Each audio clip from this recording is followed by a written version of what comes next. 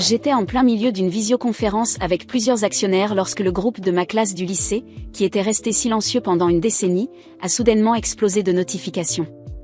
Megan, as-tu vu le post de Felicity? Elle se marie aujourd'hui. Tu ne viens vraiment pas? Alors que les messages affluaient sans arrêt, j'ai réalisé que Felicity Simmons, la reine du bal de notre lycée, se mariait. Tous nos anciens camarades de classe étaient présents.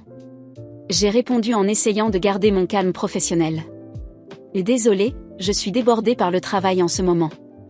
Mais les réponses ont été rapides et cruelles. Qu'est-ce qui pourrait bien te rendre aussi occupée? Une personne qui ne poste jamais depuis 100 ans doit vraiment être au plus bas. Sérieusement, admets juste que tu as honte et arrête de faire semblant d'être si occupée. Felicity est alors intervenue. Tu te souviens de notre pari? J'ai toujours dit que j'épouserais quelqu'un de mieux que toi. J'ai répondu. Je ne me souviens pas immédiatement de ça. D'autres ont ajouté des provocations.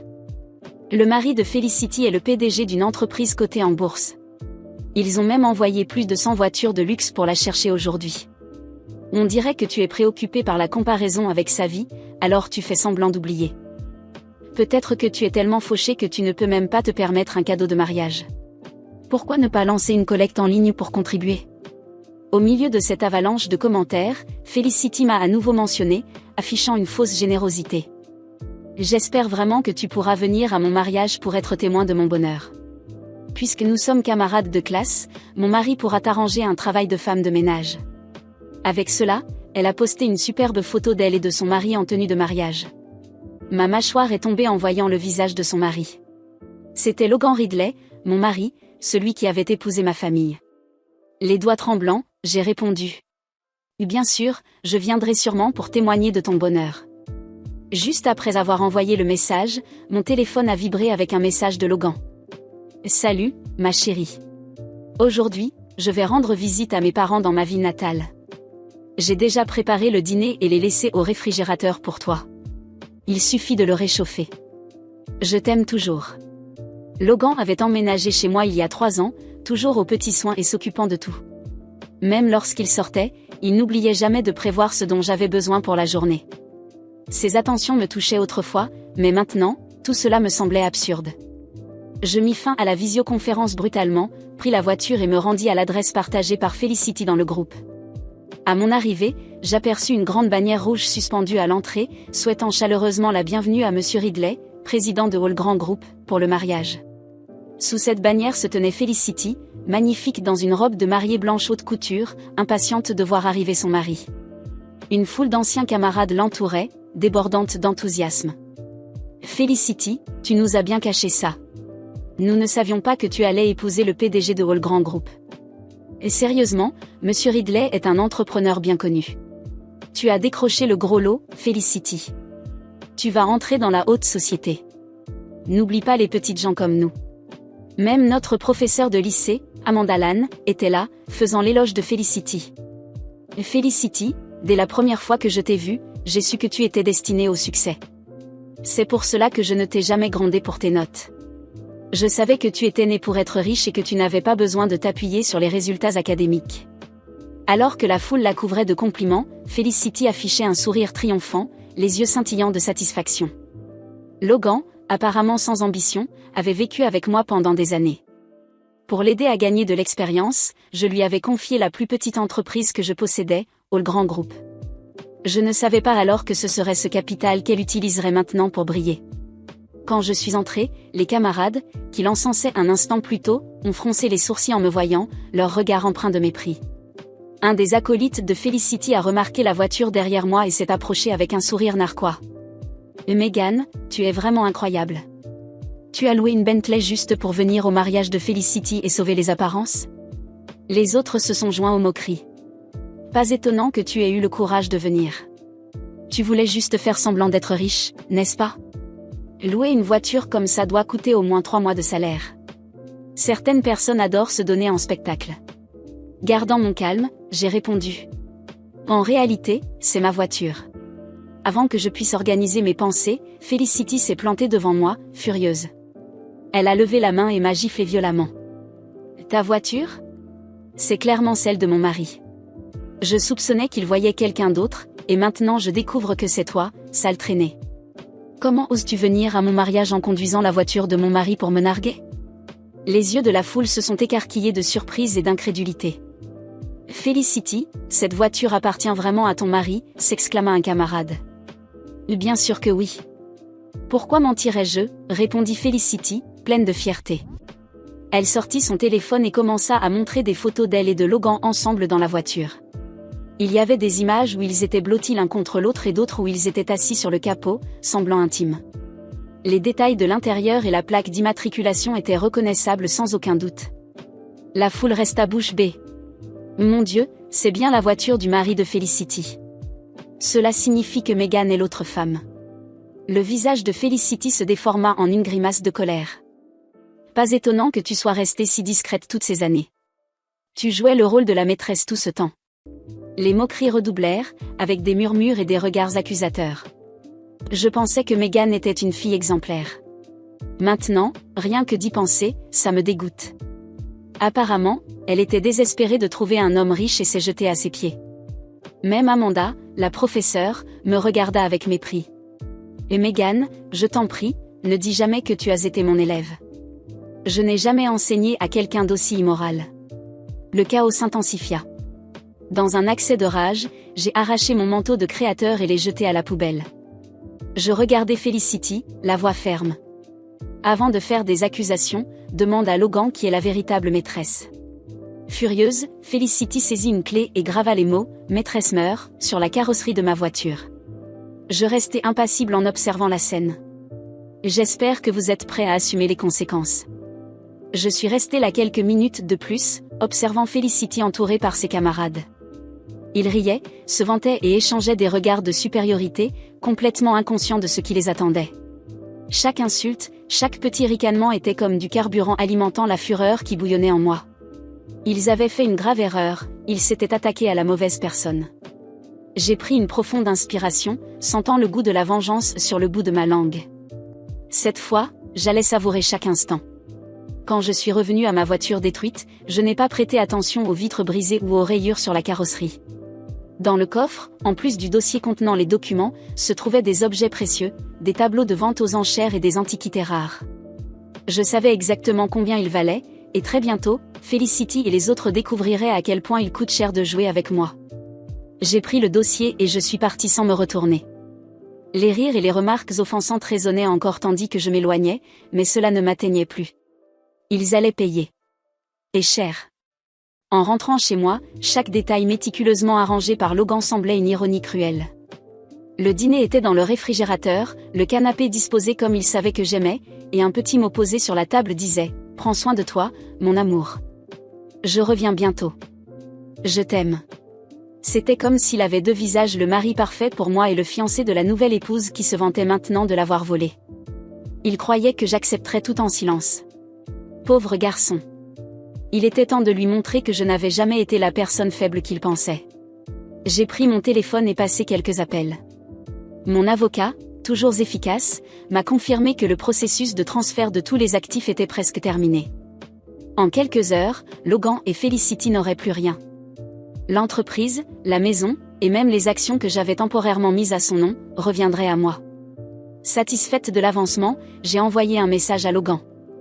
Sois honnête avec ta nouvelle femme, que pensera-t-elle quand elle découvrira que tu ne possèdes rien ?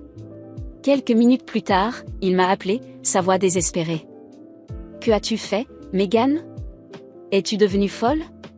Folle ? Non, Logan.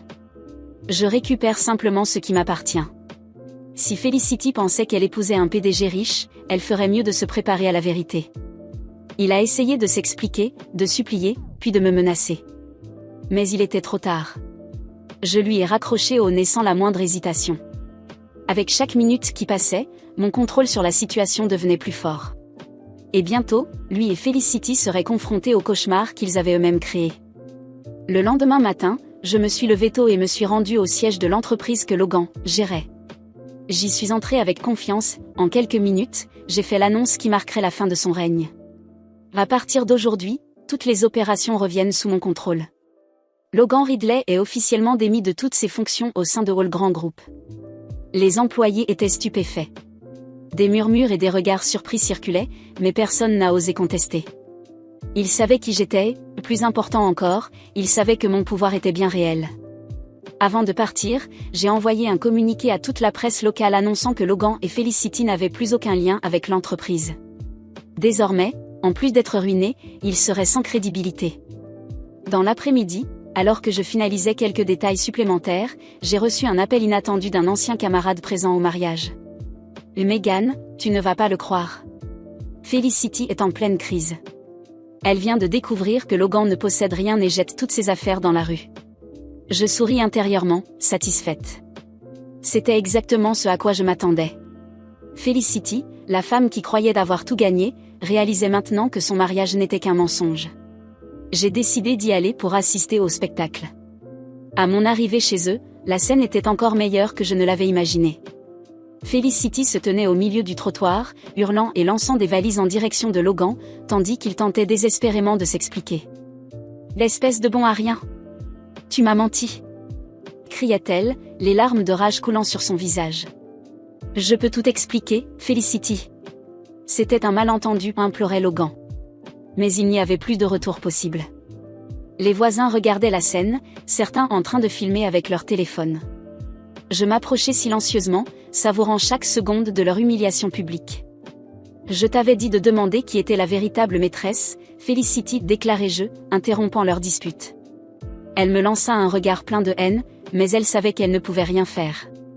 Logan était fini, et elle le savait. Toute la fortune qu'elle croyait avoir acquise lui glissait entre les doigts. Tandis qu'elle continuait à hurler des insultes et à casser des objets sur le trottoir, je fis demi-tour et partis, les laissant gérer le chaos qu'ils avaient créé.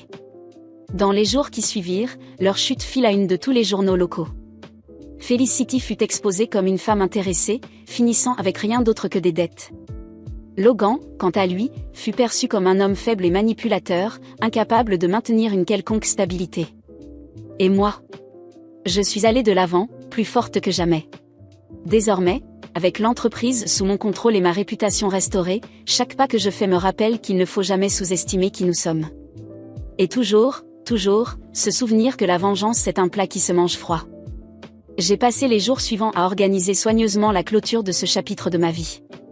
Les gros titres sur l'effondrement de Felicity et Logan ont envahi les journaux locaux. L'image de Felicity, désespérée et en larmes dans la rue, est devenue un mème sur les réseaux sociaux, et Logan a rapidement été étiqueté comme un parasite qui avait tout perdu. Mais il manquait encore quelque chose. Je savais qu'ils devaient comprendre, dans leur chair, ce que cela signifie de s'attaquer à quelqu'un comme moi. La vengeance ne serait complète que lorsque chacun aurait payé le prix, de manière définitive. D'abord, je devais m'assurer qu'il n'aurait aucune chance de se relever. Avec l'entreprise et les actifs de retour sous mon contrôle, j'ai rapidement vendu toutes les actions et propriétés associées au nom de Logan, le laissant sans aucun recours ou espoir de s'accrocher à quoi que ce soit. En quelques jours, il ne restait plus rien à son nom. J'ai même contacté certaines institutions financières pour leur communiquer, officieusement, sa situation, rendant presque impossible l'obtention d'un crédit. Il était officiellement en faillite. C'était maintenant au tour de Felicity. Je savais que son image publique représentait tout pour elle, et la détruire serait mon cadeau final. J'ai engagé un détective privé pour découvrir tous les détails de leur mariage et dénicher d'éventuelles informations compromettantes. Il n'a pas fallu longtemps pour apprendre que Felicity avait accumulé d'énormes dettes pour financer la cérémonie luxueuse. Robes de créateur, location de voitures et fêtes extravagantes, tout cela financé dans l'espoir que Logan et elle vivraient dans une abondance qu'ils n'avaient jamais connue. Alors, j'ai commencé à tirer les ficelles. Anonymement, j'ai divulgué à la presse des informations sur leurs dépenses absurdes et leurs dettes accumulées. Les journaux et blogs se sont rapidement emparés de l'histoire. La farce de la reine du bal, Felicity a épousé un faux PDG et est maintenant noyée dans les dettes, titrait l'un d'eux. Le scandale a été immédiat. Tous les anciens camarades qui riaient et la félicitaient se sont éloignés d'elle, effaçant les photos et publications du mariage. L'humiliation publique a été implacable, et Felicity a été laissée à son propre sort. Pendant ce temps, Logan, sans endroit où aller, a tenté de me contacter à plusieurs reprises. J'ai bloqué toutes ses tentatives et lui ai fait comprendre qu'il n'était plus le bienvenu dans ma vie. Finalement, il a fini par retourner vivre chez ses parents, complètement défait. Felicity l'a mis à la porte, ne lui laissant rien, et la dernière chose que j'ai entendue à son sujet, c'est qu'il travaillait dans un emploi temporaire, loin de tout ce qu'il avait tenté de construire. Mais je n'en avais pas encore fini. Felicity avait besoin d'une leçon finale. J'ai organisé une vente aux enchères privées et acheté, pour une fraction de son prix, sa robe de mariée, qui avait été mise en gage pour rembourser une partie de ses dettes. Lorsque la robe est arrivée chez moi, j'ai pris une photo d'elle soigneusement pliée et envoyé un dernier message à Felicity. Ton conte de fées fait désormais partie de ma collection. J'espère que cela en valait la peine. On dit que la vengeance est douce, mais la satisfaction que j'ai ressentie était bien plus profonde. J'avais récupéré tout ce qu'ils avaient essayé de me prendre, et plus encore. L'entreprise prospérait à nouveau sous ma direction, et la paix intérieure que je ressentais était inestimable. Mais le meilleur de tout, c'était de savoir qu'ils n'oublieraient jamais ce qu'ils avaient fait. Chaque fois que Felicity ou Logan penseraient à ce qu'ils avaient eu et perdu, ils se rappelleraient qu'ils avaient croisé la mauvaise personne. Avec tout enfin en ordre, j'ai décidé de refermer ce chapitre pour de bon. J'ai vendu la maison où Logan avait vécu avec moi et acheté un nouvel appartement au centre-ville moderne, spacieux et entièrement à moi. Le passé n'avait plus de place dans ma nouvelle vie. Désormais, chaque pas que je fais est accompagné de la certitude que plus jamais je ne laisserai quelqu'un me sous-estimer. Logan et Felicity, ils ne sont plus que des souvenirs d'une époque révolue, une leçon qui ne sera jamais oubliée.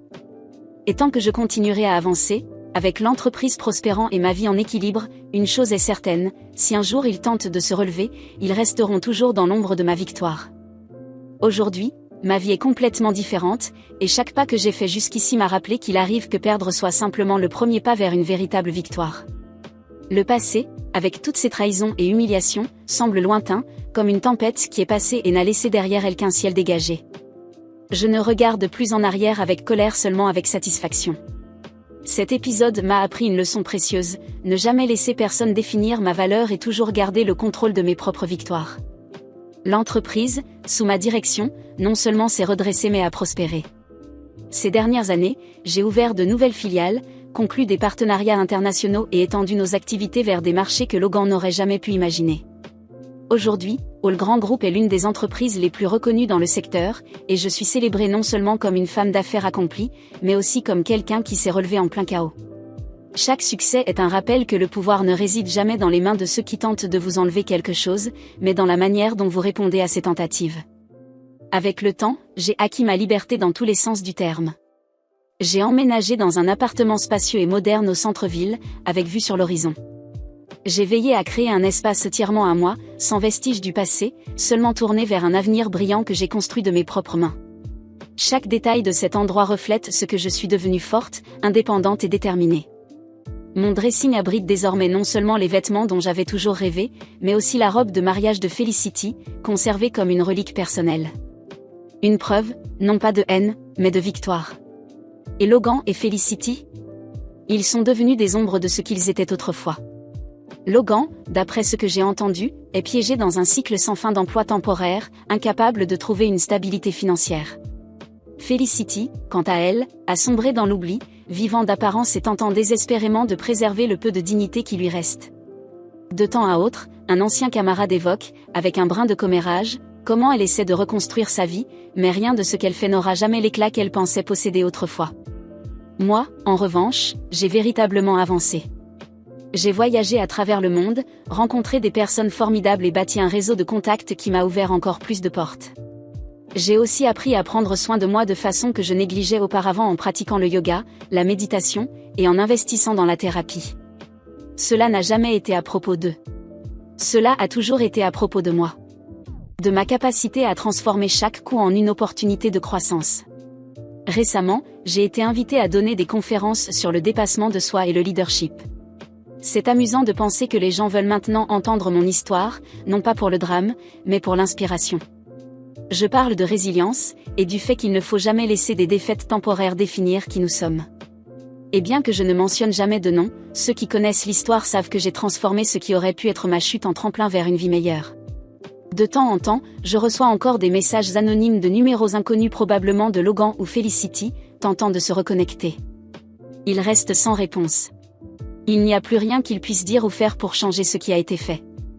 Le passé est enterré, et je suis bien trop occupée à vivre pleinement le présent pour m'en soucier. Aujourd'hui, je suis heureuse. Pas parce que j'ai dû détruire quelqu'un pour y parvenir, mais parce que j'ai enfin compris que mon bonheur n'a jamais dépendu de personne d'autre que moi-même.